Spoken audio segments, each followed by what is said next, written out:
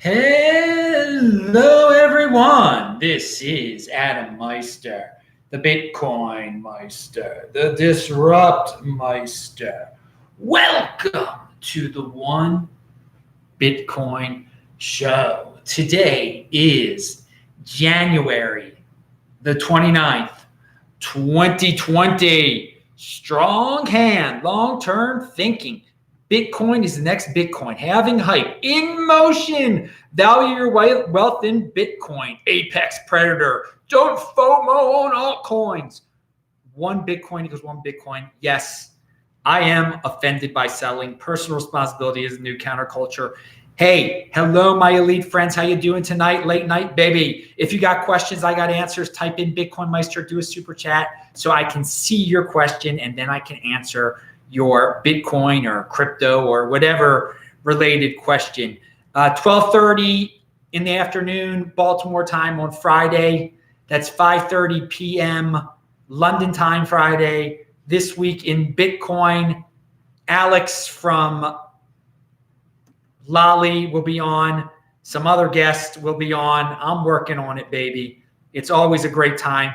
Follow me on Twitter at TechBalt, TechBalt. Seriously, you can learn a lot on there. And of course, disruptmeister.com. You can see all my old videos, including all the This Week in Bitcoin videos.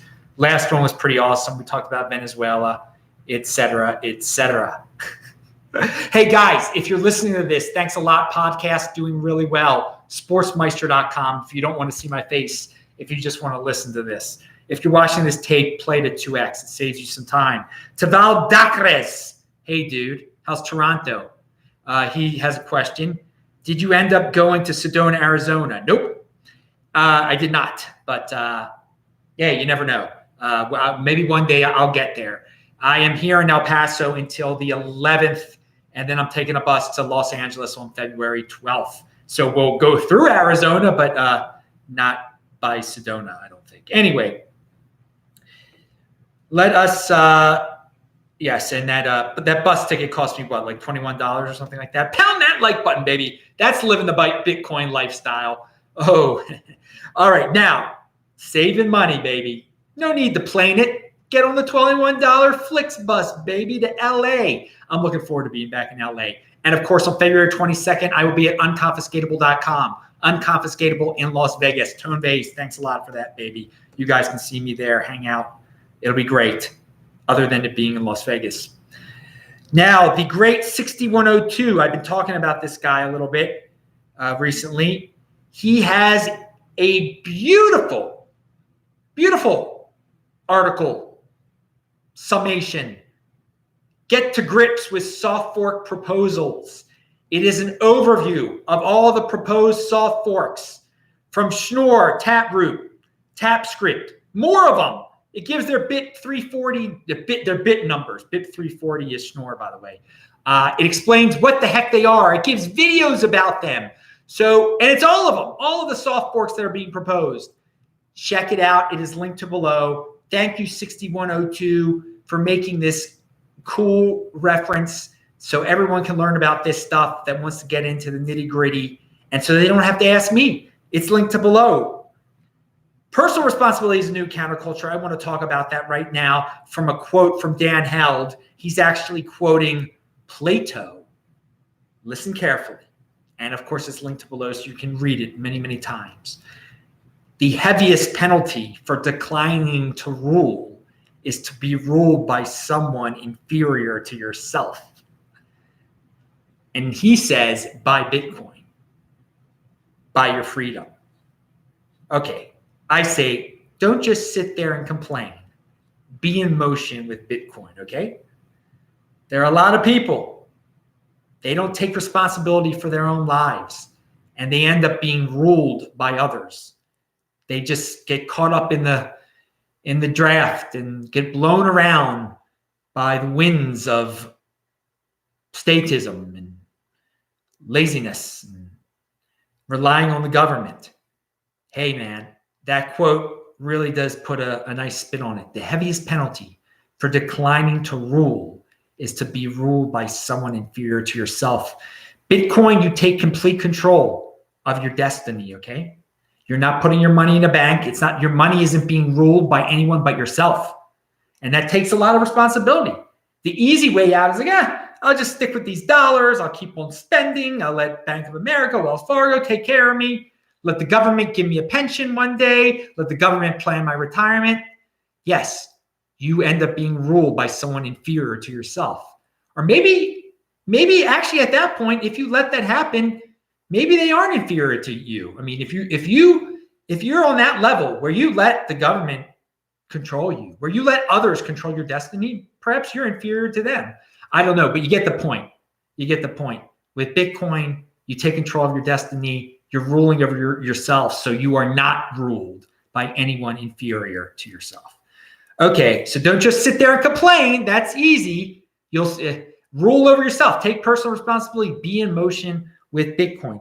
Forrest G says, Bitcoin Meister. Okay, you must have asked another question. Okay, do you think Musk sold out to his buddies at Google? Check out Tesla stock price. I mean, for talking S on Bitcoin. Oh. So you're saying your theory is that he liked Bitcoin for a while, but in order to fit in with his buddies at Google, and for his stock price to go up, for all those people to buy his stock, he would have to talk bad about Bitcoin. No, I don't think he sold out. He said something moderate about Bitcoin or moderately bad about Bitcoin. I just glanced at it. I think it has nothing to do with fitting in with his buddies at Google. I mean, he's a pretty smart guy. There could be some long-term strategy into it. Like for now, I'm not going to be pro Bitcoin because I think it might help my company. But I don't know. Sometimes he overthinks things and sometimes he tweets out things that really don't make that much sense. So and when he tweets about Bitcoin, he might not think it's that big of a deal. Some people might overblow it. So he might still like Bitcoin a lot. And what he said about Bitcoin wasn't that great, but he still might like it a lot. He still might be buying. You see, this is the thing. He can say whatever he wants to about it.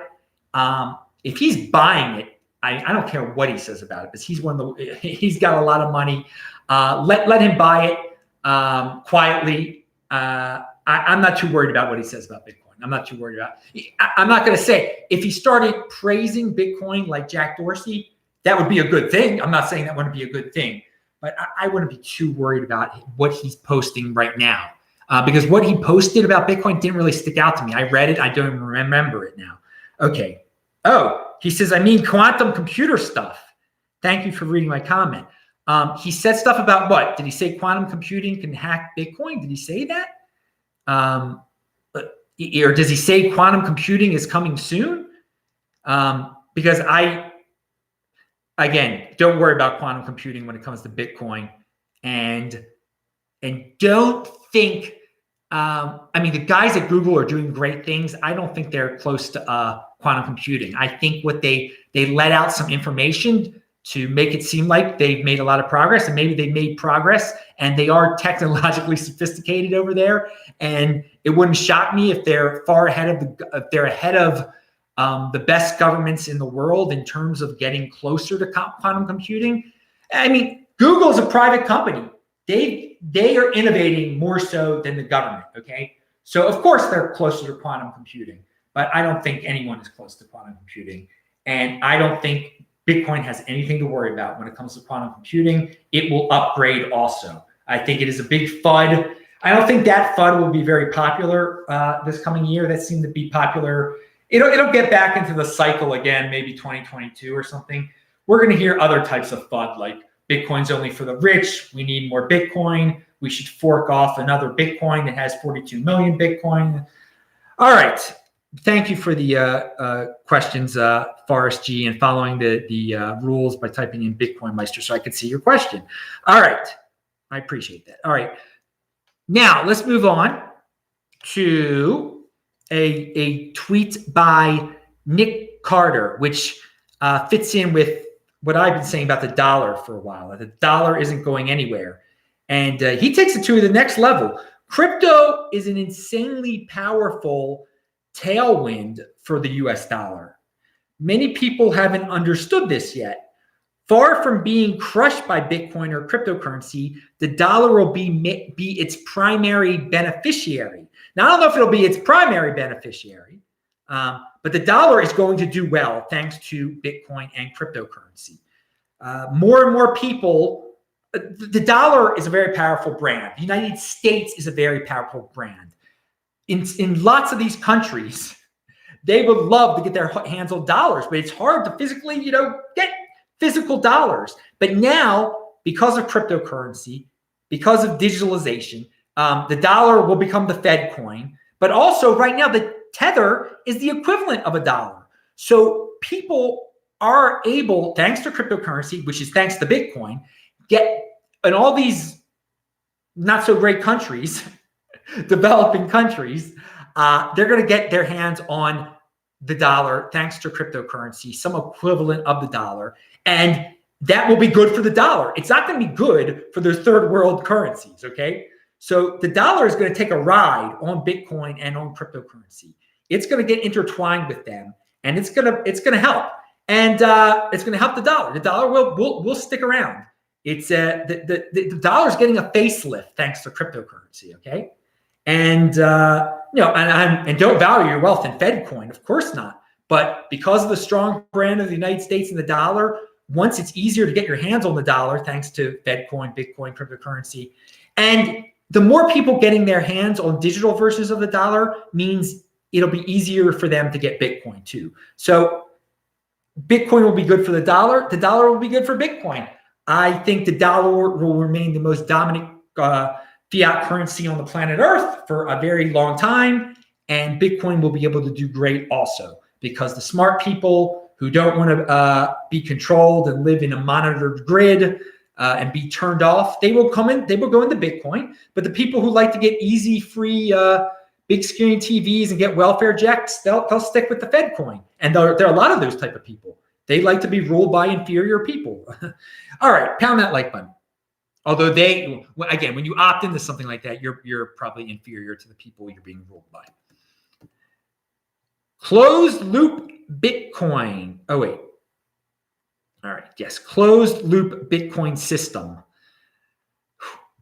This is a article by Marty Bent, actually. He mentions the term closed loop Bitcoin. And he says it can't be sanctioned. If used in a closed loop, it cannot be sanctioned and it cannot be stopped. So here you go, people. If you truly value your wealth in Bitcoin, if you take Bitcoin for whatever you're producing, be it oil, and then you accept that Bitcoin, you have no desire to turn it into dollars, but you turn it into a new house that you buy from someone who values it. It's a closed loop. You never get out of the Bitcoin system. Now, so because people are always bringing this up to me, well, you can get in trouble if you they could turn off the exchanges and then you won't be able to get your dollar, or they can take your Bitcoin once it's at the exchange. Yeah, that's true. But there are going to be more and more of these closed loop systems out there. And the longer you hang on to your Bitcoin and don't cash it out for $1 or something ridiculous like that, the closer you'll be to just straight up trading your Bitcoin for some commodity in a closed loop system where you don't have to worry about someone taking away your Bitcoin or stopping you from. And this whole closed loop system really right now pertains to sanctions, okay? Because there are lots of countries out there and individuals that have done some nasty things, and the United States says, no, you can't do business with them. And if you do business with them, we'll stop it. We'll stop the bank transfer. But again, if it's Bitcoin and you're getting something from them, the United States cannot stop the Bitcoin from being sent to them. And then whoever that is, that entity can then pass that Bitcoin on to, again, avoid sanctions and get whatever they need. All right. So, and Marty Bent does a better job of putting that. But value your wealth in Bitcoin is the bottom line to that. All right. Sabers6288. Are you in Buffalo, dude? I was checking my sales history on Coinbase. And found a sale from 2016 of 0.25 for $178. Oh God, my hands are much stronger now. Yeah, that's a cool thing about if you bought from Coinbase. If you bought from Coinbase, you can see how much wealthier you are now. But if you made a mistake like you did and sold for whatever it was, the equivalent of $700 per Bitcoin. I mean, you said you sold 0.25 for 178. Yeah, you'll be like, oh man, 0.25 now is worth $2,000 or more than over $2,200 right now. So you $2,250 actually, right? So it puts it reminds you, it makes your hands stronger. So yes, Coinbase does keep a complete history of all of that. And that little bit of information that you just shared with us, they've also, of course, shared with the IRS. And that's another thing right there. But anyway, thank you for the comment, Sabers6288. I don't know if you're in Buffalo. Your name reminds me of the Buffalo Sabres. Oh yeah, are you Canadians awake tonight? I just gave you an NHL hockey reference there. Even though I'm from Baltimore and we don't have a team. Pound that like button. Yes, you're from Buffalo. Awesome, dude. Awesome. Only team to go to the Super Bowl 4 years in a row. We won't say what happened those 4 years, especially that Norwood year. All right, now moving on. And I respect Buffalo. It's like Baltimore. It's like Cleveland. It's like Cincinnati. Post-industrial. You know the similarities, dude. All right. Good to see you. You're up late at night, man. Now, greater. What's this? All right, we talked about. Oh no, I almost forgot 2 things here. People have been asking me about MWC, the Mimblewimble coin that we got as a crypto dividend, and how the exchange is like you can't deposit there now. And tell me, Adam, when the exchange will be open. Well, there are other people that are telling me that you can go to the MWC Discord. And there are people there that do OTC trading, including Andy Hoffman, and you can sell your Bitcoin, God forbid, sell your MWC to them for Bitcoin for a lot.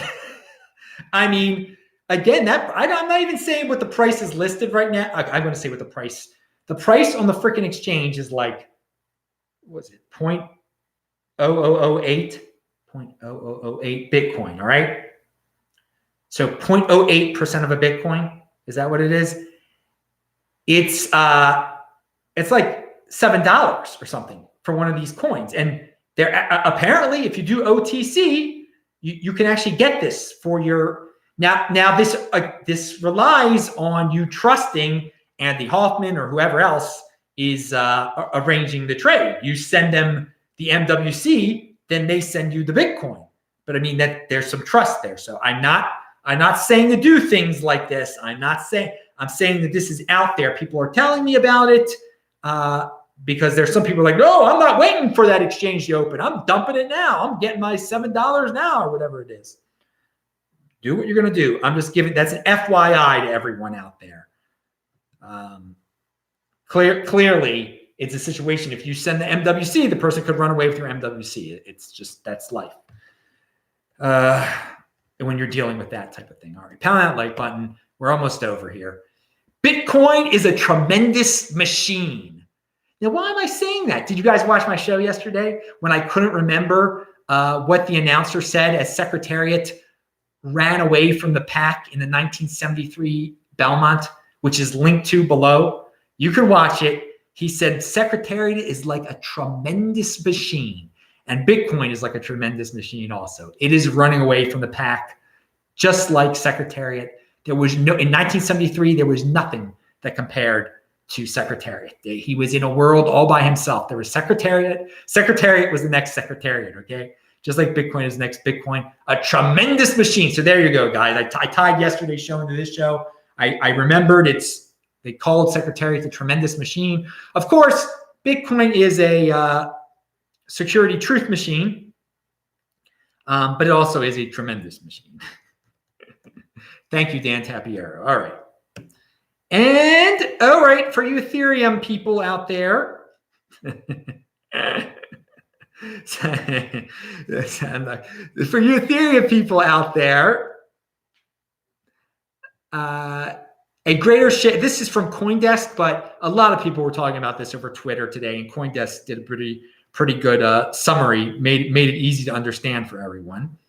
A greater share of value is being transferred via stable coins over the Ethereum network than its own native cryptocurrency, Ether. According to research conducted by crypto data aggregate Masari. All right, Tether is the main reason for this, okay? Tether is on Ethereum now. So when all you freaks out there are trading back and forth, the Tether is mostly on Ethereum, okay? And so more people believe in the simple Tether story of Tether is $1. I don't care if anything's backing it up. Tether is $1. I'm going to keep on using it. So many people are using it that it's more value is being transferred over Ethereum network than people that are actually transferring Ethereum over the Ethereum network. And so is Ethereum not the world supercomputer then? I mean, well, I would say the Tether is $1 story is more popular than that story right now. But who knows? In the DeFi, I think this DeFi thing, although it's not the size of ICOs yet, I think newbies are going to flow into it. New money is going to flow into Ethereum through the DeFi. And then you're going to get a lot of Ether action and ERC20 token action on top of Ethereum, which should be more than the Tether action at that point. But for now, gamblers are gambling so much with the Tether. And yeah, I know there's some people that like it as a stable coin, the China-Russia trade story. I think it's right now. Hey, I'm glad Tether has a bunch of use cases, okay? That's great. It shows that cryptocurrency is a real thing. People can get real creative with it, even gamblers and whatever else. So good luck to all that. But I do think the DeFi stuff will pump up the usage of pure Ethereum and ERC20 again, and there'll be another flippening with the stable coin usage there. All right, you stable coin freaks. And I said at the beginning of the show, in these, it's better. They'll soon realize in these developing countries, it's better to get your hands on some Tether than it is your local paper trash, like whatever the thing in Mozambique is called that I had when I was there. Tether's better than the Mozambican currency. Sorry. At least it is for now. Well, no, it is. It's better. And you can easily turn that Tether into Bitcoin. It's really hard to turn the Mozambican currency into Bitcoin. It was quite difficult. At least back in 2016 it was, as I remember. Well, that's a while ago now. Wow. All right. Okay. All right. That's now the part of the show. It's over. Bitcoin talk. I'm going to bring up two songs where they really break it down. I love those songs from the 70s when they freaking break it down. And if you don't know what I mean, then you listen to these two songs. At the 149 and then really at the 218 mark at Baby Blue by Badfinger, they really break it down. And then at Badge, in the song Badge by Cream, at the 104 mark. And Badge is a really short song too. I mean, it's not going to take up much time. 104 mark, they freaking break it down, dude. All right, so pound that like button. I'm Adam Meister, the Bitcoin Meister, the Disrupt Meister. Well, here, we got a question real here. You didn't type in what? It's weird. It didn't turn a color. You actually did type in my name. Did you spell it wrong? Who knows? How do Israeli people take on Bitcoin on average? I don't hear much on the media. How do Israel people? Oh, they love it. I mean, it's really popular there. It's popular there, man. I'd say it's very positive take from people who know about it. I mean, the Tel Aviv Bitcoin Embassy is like the best Bitcoin embassy on the planet Earth. Pound that like button. I'll be partying with them. The halving party is going to be so big in Tel Aviv in May. I'll be there.